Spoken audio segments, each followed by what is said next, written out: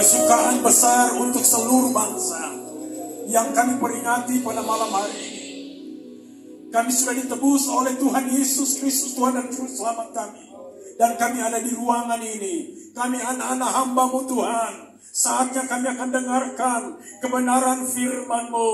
Berbicara dalam hidup kami. Ungkapkan isi hati-Mu. Mari berfirmanlah untuk kami Tuhan. Karena kami rindu kebenaran sabda-Mu. Urapi hamba-Mu, urapi kami semua. Supaya kebenaran firman-Mu menjadi kekuatan bagi kami. Untuk kami hidup di masa yang akan datang. Kami sambut kebenaran firman-Mu. Di dalam nama Tuhan Yesus Kristus. Haleluya. Amin. Anak-anak hamba Tuhan yang luar biasa. Katakan amin. Kurang. Katakan yes. Yes. Karena kita sebagai anak-anak Tuhan, terima kasih. Kita sebagai anak-anak Tuhan seringkali dituntut lebih di dalam pelayanan. Dan ini yang harus kita sadari bersama. Tetapi saya yakin, saya percaya hal ini bukanlah menjadi satu beban di dalam hidup kita. Katakan amin, anak-anak hamba Tuhan. Katakan amin. Ini bukan jadi beban di dalam hidup kita. Tetapi ini jadi pemicu di dalam hidup kita. Jadi challenge di dalam hidup kita. Bagaimana kita harus hidup dengan benar di hadapan Tuhan. Berdampak bagi banyak orang untuk kemuliaan dan kebesaran nama Tuhan. Haleluya, berikan kemuliaan bagi Tuhan. Salam hormat dan kasih kepada sabar. Itu artinya harus tetap menahan. Ya. Harus tetap memprioritaskan orang lain. Ini Om Sabar ini baik sesuai dengan namanya. Dia selalu sabar. Ya. Dia selalu mengalah. Tetapi satu waktu akhirnya Om Sabar ini harus mengakhiri hidupnya sendiri. Makanya pada waktu zaman saya di Manado ada saudara-saudara peribahasa yang katakan, sedangkan Om Sabar ternyata tidak cukup sabar. Tidak cukup sabar. Tapi untuk berdampak, Paulus katakan selain berusaha menyenangkan hati semua orang, ternyata hidup kita ini harus menuruti ya, dan harus mengutamakan kebutuhan, kepentingan orang lain daripada kepentingan kita. Bukan untuk kepentingan diriku, tetapi untuk kepentingan orang banyak. Ini hal yang begitu sulit. Ya. Ini hal yang begitu susah untuk kita lakukan di dalam dunia ini. Ya. Sangat sulit untuk kita bisa menempatkan diri kita dan melakukan hal-hal seperti yang disampaikan oleh firman Tuhan. Apalagi di dalam kitab suratan Timotius, 2 Timotius pasal yang ketiga.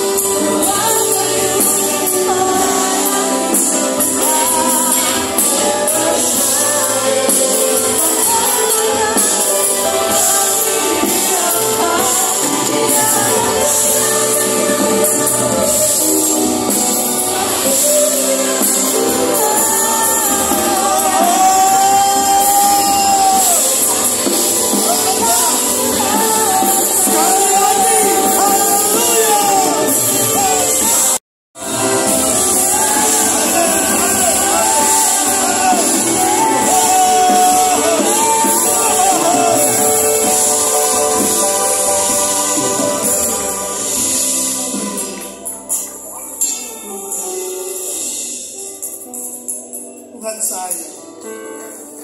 Tuhan kasih. Anak-anak hamba Tuhan disayang Tuhan. Anak-anak hamba Tuhan dikasihi Tuhan. Tuhan akan biarkan kita. Kau terpuruk saat ini, Tuhan angkat engkau. Kau lemah, Tuhan kuat. Kau dalam tekanan. Roh Kudus kuatkan. Mari anak-anak hamba Tuhan tadahkan kedua tangan. Yes. Engkau adalah pahlawan-pahlawan yang Tuhan persiapkan untuk menjadi pemenang dan pahlawan dalam pelayanan pekerjaan Tuhan. Hari ini engkau barangkali boleh menderita. Hari ini barangkali engkau rasa capek, lelah Tuhan. Hari ini barangkali rasanya tidak ada kesenangan bagimu. Tapi saya mau katakan demi nama Yesus, engkau akan terima keistimewaan dari Tuhan. Engkau akan terima pengurapan dari Tuhan. Demi nama Yesus, engkau akan terima anugerah daripada Tuhan.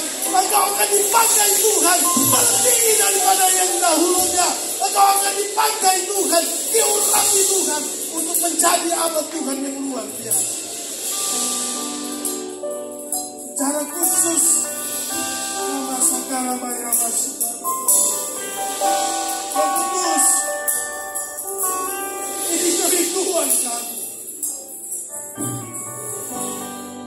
Kami hanya rindu untuk ada di dalam bendang pelayanan pekerjaanmu. Kami hanya rindu untuk melayani Engkau Tuhan. Kami hanya rindu untuk bisa berdampak bagimu. Kami hanya rindu untuk bisa mengeluarkan buah. Kami hanya rindu untuk menyenangkan orang lain dan menyenangkan hati Tuhan. Haleluya. Seringkali keadaan dan situasi membuat kami tidak berdaya. Seringkali menyakitkan hati kami. Tapi puji syukur malam hari ini, firman-Mu, kuasa-Mu mengurapi kami. Doa hamba bagi anak-anak hamba Tuhan dalam nama Yesus yang tersungkur di altar-Mu. Barangkali dalam penyembahan di rumah maupun di tempat-tempat yang lain yang menyaksikan siaran ini, yang menyaksikan live ini. Dalam nama Yesus, Roh Kudus bekerja dengan hebat. Haleluya. Dalam nama Yesus, Roh Kudus mengurapi dengan dahsyat. Dalam nama Yesus, ada privilege-nya Tuhan, ada berkat-nya Tuhan, ada keanugeraan daripada Tuhan, ada kemenangan dari Tuhan yang akan kami nikmati. Bahkan kemuliaan Tuhan yang lebih besar lagi akan memberkati anak-anak hamba Tuhan, akan memberkati Heroes of Tomorrow. Kami akan ambil sebagai pelayan-pelayan Tuhan, anak-anak-Mu yang memberikan dampak. Kami akan terus kuat, kami akan terus bekerja, kami akan terus melayani, bukan untuk kami, tapi untuk kemuliaan dan kebesaran nama Tuhan. Roh Kudus akan bekerja di dalam kehidupan anak-anak Tuhan. Lebih hebat dari hari-hari selanjutnya, hari-hari yang lalu. Pengurapan-Mu akan terus dahsyat, makin dahsyat, dan terus bertambah dahsyat untuk mengurapi kami. Dan kami akan senang untuk melayani Tuhan dan melayani pekerjaan. Terima kasih untuk anugerah-Mu dan privilege-Mu Tuhan malam hari ini. Demi nama Tuhan Yesus Kristus. Haleluya. Sama-sama katakan amin.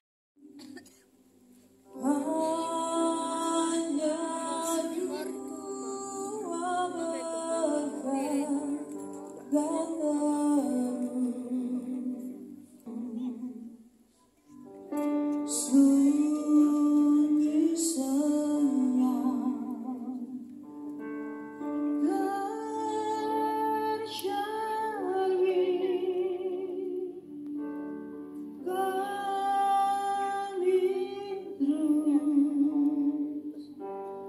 di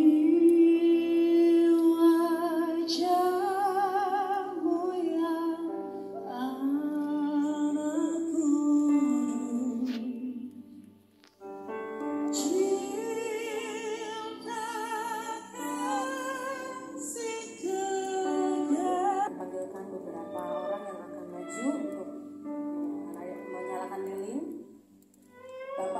David Uranian selaku pembicara pada malam hari ini boleh menyalakan lilin yang pertama.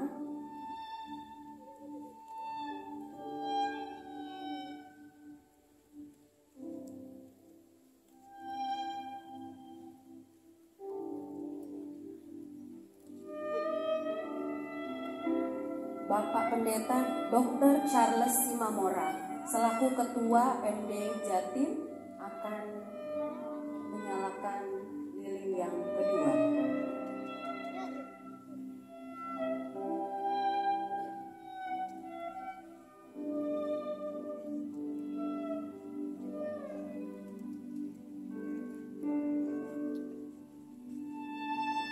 Bapak Pendeta Franklin Lumoindong selaku Gembala Sidang GPDI Elohim akan menyalakan lilin yang ketiga.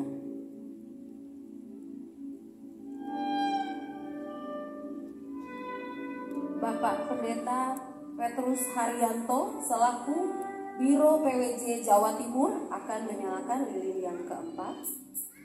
Silakan.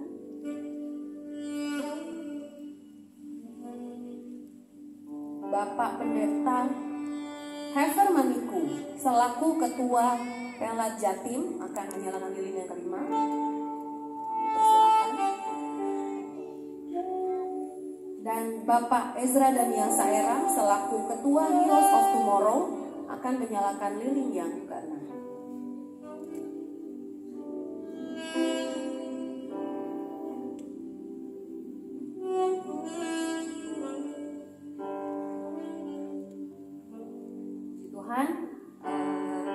Jemaat Tuhan yang ada, mari kita berdiri dan stick yang sudah diberikan oleh panitia nyalakan. Kita akan sama-sama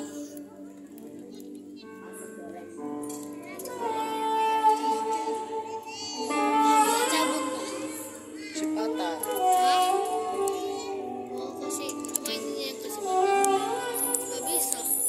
Kesetnya boleh dinyalakan. Yang di online Heroes of Tomorrow boleh menyalakan flashlight handphone. Malam kudus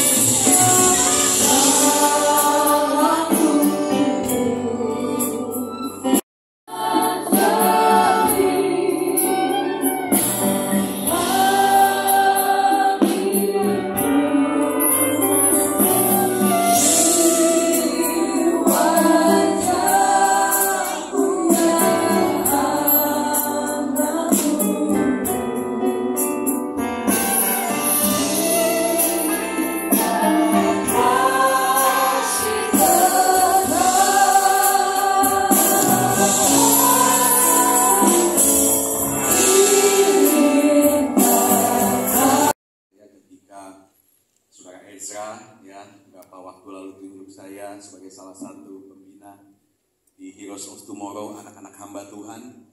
43 tahun saya menjadi anak hamba Tuhan dan saya pun tahu ya suka duka dan lebih banyak sukanya. Dan sebuah privilege juga kalau pada saat kesempatan pada malam hari ini saya dapat memberikan sedikit refleksi. Ya, berbicara soal refleksi Natal. Refleksi itu mungkin adalah sebuah rema.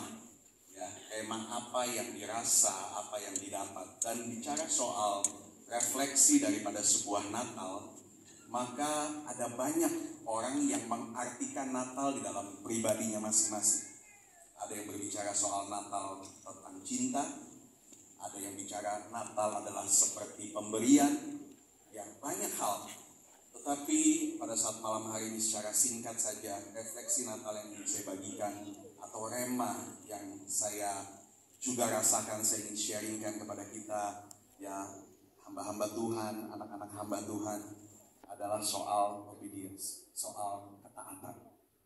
Karena bagi saya ketika Natal, kelahiran Yesus, ya bentuk cinta yang tiada tara kepada manusia, dilakukan dimulai dari ketaatan anak Allah Yesus untuk menjadi sama seperti manusia.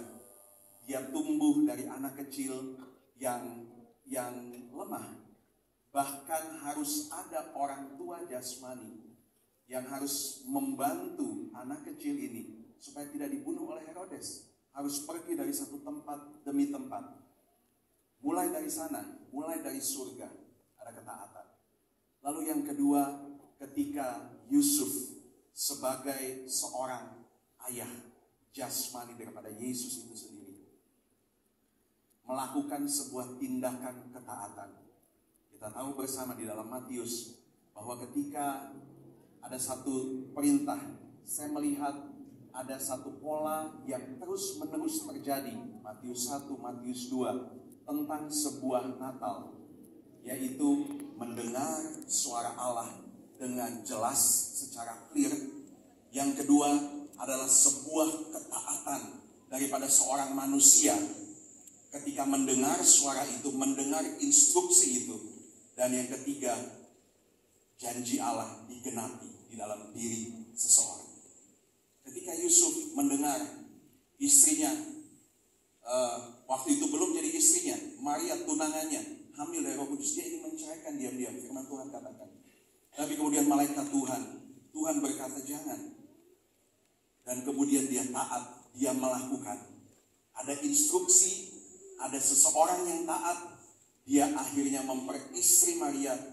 Dan kemudian dituliskan, saudara baca, janji Tuhan supaya genaplah janji Allah di dalam nubuat para nabi. Ini bukan barang baru. Cerita tentang kelahiran Yesus bukanlah barang baru. 700 tahun lalu Nabi Yesaya sudah menubuatkan. Dan dikatakan supaya genaplah nubuat itu. Ada instruksi dari Allah, ada ketaatan daripada seorang Yusuf, lalu kemudian ada janji Allah yang tergenapi. Pun demikian di Matius 2, ketika Herodes ingin membunuh bayi-bayi karena insecure, ada bayi Yesus yang akan menggantikan raja. Ada instruksi dari Tuhan, pergi ke tanah Mesir. Lalu kemudian Yusuf taat sekali lagi. Dia taat, tentu tidak mudah untuk melakukan itu. Dengan bayi yang masih kecil harus pergi pindah. Tetapi dia taat, dia pergi. Lalu kemudian ditulis apa? Supaya genaplah nubuat para nabi bahwa dia akan pergi ke Mesir. Sekali lagi, janji Allah tergenapi. Ada instruksi, ada orang yang taat, ada penggenapan janji Allah.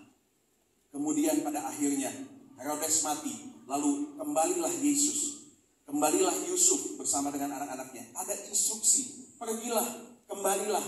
Tetapi di tengah jalan, pergi ke Nazaret. Pergi ke Nazaret. Supaya apa? Genaplah nubuat para nabi, dia akan dipanggil Yesus dari orang Nazaret. Kita melihat di sini ada instruksi Allah, ada orang yang taat, ada penggenapan janji Allah. Saudara yang kita kasih di dalam Tuhan, anak-anak hamba Tuhan, firman Tuhan kita sudah dengar dengan baik. Kita jadi impact, kita jadi dampak buat orang lain. Sekarang, apakah kita masih mendengar instruksi Allah? Yusuf punya satu special assignment, punya satu tugas yang spesial, yaitu apa? Membesarkan anak Allah, membesarkan Mesias. Mudah atau tidak? Tidak mudah. Special assignment, satu tugas khusus. Dan saya percaya setiap kita yang ada di gedung ini, secara spesifik Tuhan punya tugas yang khusus dalam hidup kita. Anak-anak hamba Tuhan masih muda maju ke depan. Saya terharu melihatnya. Masing-masing punya tugas yang khusus. Dari mana saudara tahu tugas khusus itu? dengar instruksi Allah. Dengar instruksi Tuhan. Bagaimana caranya supaya bisa dengar? Tinggal tenang. Supaya kamu dapat berdoa. Berdoa hubungan dua arah. Mendengar apa yang Tuhan ngomong. Apa yang Tuhan bilang. Ketika kita tinggal tenang. Gak banyak noise dalam hidup kita. Tidak banyak dosa. Tidak banyak hal-hal yang membuat kita sibuk. Tinggal tenang. Kita bisa dengar dengan. Karena Allah kita adalah Allah yang memberi instruksi. Bukan Allah yang membingungkan. Bukan Allah yang diam. Tetapi Allah yang memberikan instruksi. Dia berbicara, kita mendengar, kita taat. Lalu apa? Tergenapi janji Allah. Dari kemuliaan kepada kemuliaan, kepada kemuliaan, kepada kemuliaan. Tuhan memberikan instruksi. Pertanyaannya, apakah kita masih mau taat? Apakah kita masih mendengar instruksi? Firman Tuhan saya bacakan satu ayat.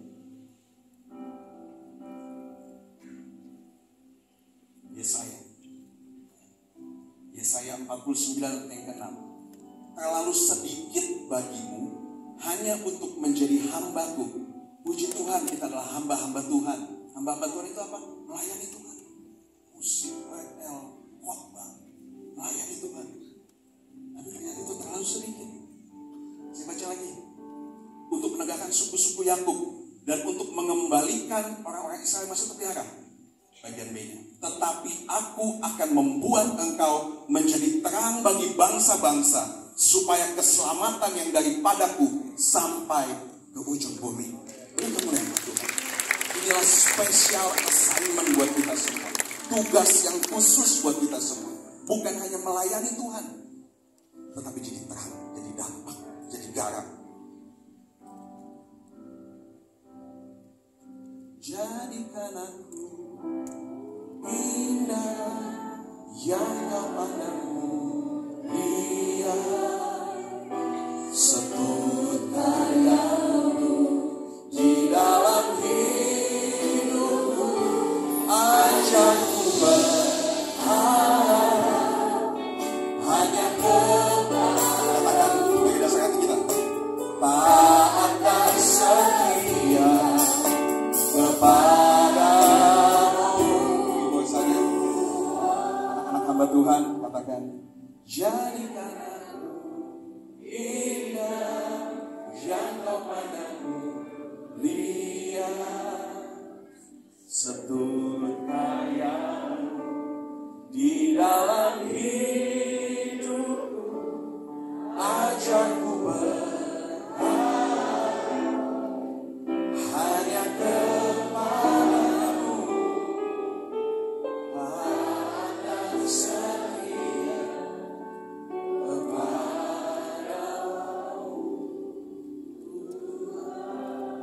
Kekuatan, ada urapan dan hikmat yang terus menyertai kami untuk melalui kehidupan kami menjadi saksi terang dimanapun kami berada.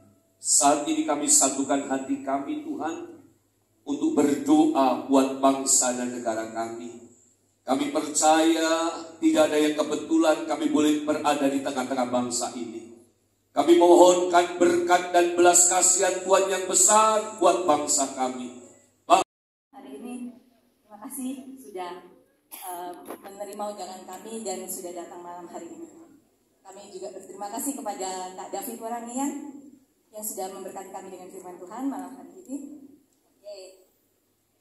Acara ini bisa terlaksana malam hari ini atas kolaborasi dan kerjasama yang luar biasa antara belum sabar tahan antara Heroes of Tomorrow, komunitas anak hamba Tuhan GPDI. Ya, mana suaranya? Heroes of Tomorrow. Iya. Dan pelayanan anak hamba Tuhan Jawa Timur luar biasa. Lagi dong, tepuk tangan lagi dong. Oke, kita biar semangat ya, mau yel-yel. Ini tapi susah ya kalau sendirian. Enggak tahu Kak Boris dan Kak Boris. Asik, Kak Boris, Kak Boris ya. For God, for everyone, I impact. Apa? For God, for everyone, I impact. Oke ya. Gerakannya gini. For God, for everyone. Kepalanya sampai sini. Oke, ayo Kak, Kak Boris ya. For God, for everyone, I impact. Yeay.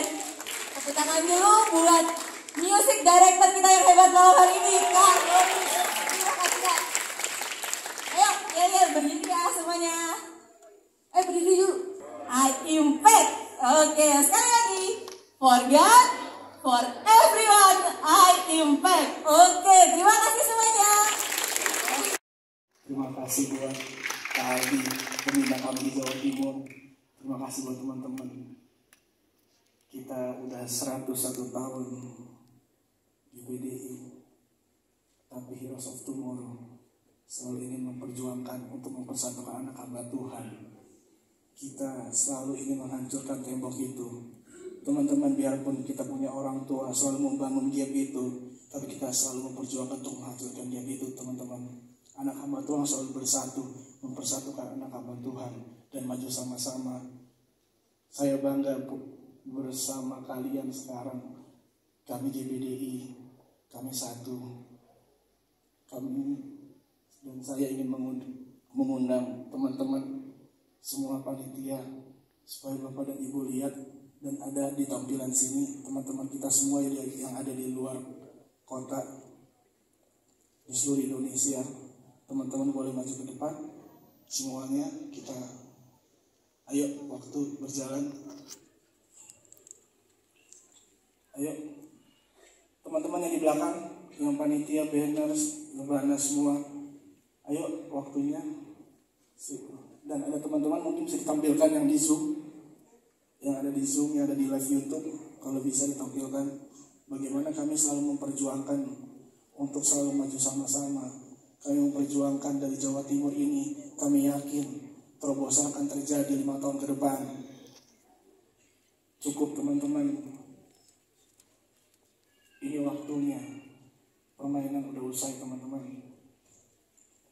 Nah ini kita semua sampai hari ini kami bisa bersama karena kita semua bersatu teman-teman. Dari Jawa Timur kami yakin akan kegerakan yang akan terjadi dari Jawa Timur.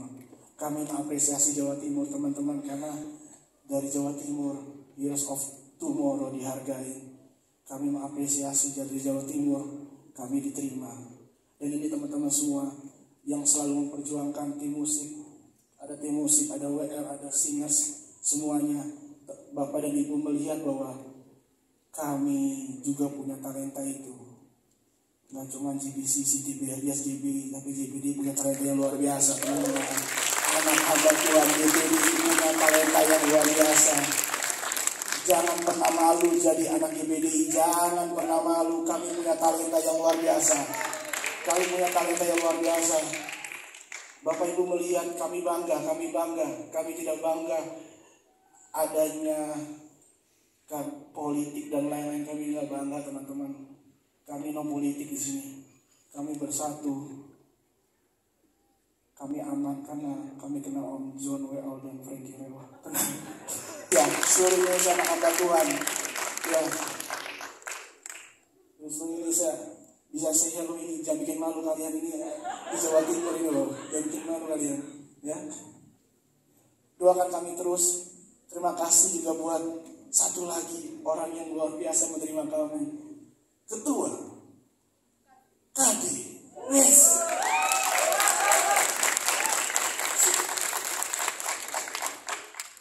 Saya baru kenal, mungkin baru apa ya? Wah, dulu pernah kenal, cuma karena Heroes Tomorrow belum besar, saya belum dihargai. Sekarang karena udah besar ini orang luar biasa loh, sangat humble. Kohever ini, dia menerima kami Heroes of Tomorrow. Kami bersatu, biarpun baru hot dengan Jawa Timur, tapi kami udah besar tuh teman-teman. Kami akan bersatu lagi orang Manado, mungkin Bengkulu, mungkin Medan dan lain-lain. Kita suarakan terus untuk mempersatukan anak hamba Tuhan teman-teman. Kita mempersatukan anak hamba Tuhan. Teman-temannya anak hamba Tuhan yang lagi duduk. Kita katakan sekali lagi 1, 2, 3, glory. Sekali lagi yang semangat kita katakan glory. Terima kasih, selamat malam, Tuhan Yesus memberkati.